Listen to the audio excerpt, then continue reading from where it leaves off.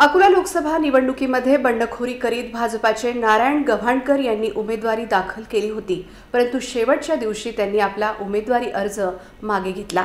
भाजपाचे राज्याचे नेते देवेंद्र फडणवीस यांनी मनधरणी केल्यामुळे आपण उमेदवारी मागे घेतल्याचे त्यांनी सांगितले।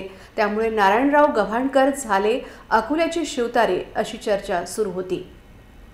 अकोला लोकसभेसाठी भाजपाने नवखा उमेदवार दिल्याचा आरोप करीत अपक्ष म्हणून उमेदवारी अर्ज सादर करणाऱ्या माजी आमदार नारायणराव गव्हाणकर यांच्या उमेदवारीमुळे भाजपला घरचा आहेर मिळाला होता खरा।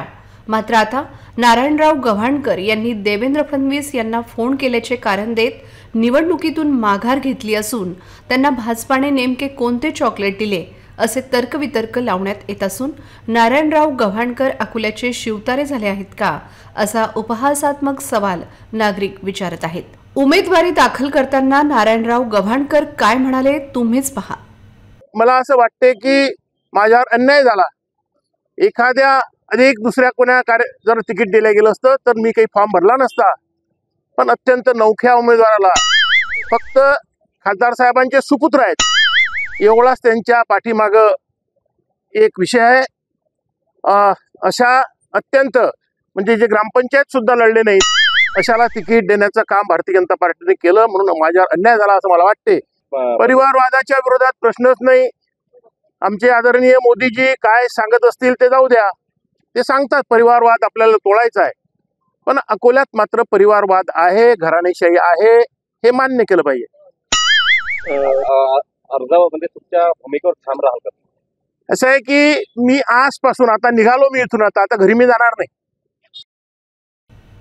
मात्र आता गव्हाणकरांनी उपमुख्यमंत्री देवेंद्र फडणवीस यांचा फोन आल्याचे कारण देत निवडणुकीतून माघार घेतली असून नारायणराव गव्हाणकरांचे बंड आता थंड झाले असून भाजपाने नवख्या उमेदवाराला उमेदवारी दिली असून केवळ खासदारांचे सुपुत्र आहेत याच कारणामुळे त्यांना उमेदवारी मिळाली आहे असे शब्द उमेदवारी करणाऱ्या नारायणराव गव्हाणकरांनी निवडणुकीतून माघार घेतल्यामुळे आता तर्कवितर्क लावले जात आहे। उमेदवारी माघार घेतली। आमचे नेते देवेंद्रजी फडणवीस यांनी काल 1:15 वाजता मला फोन केला।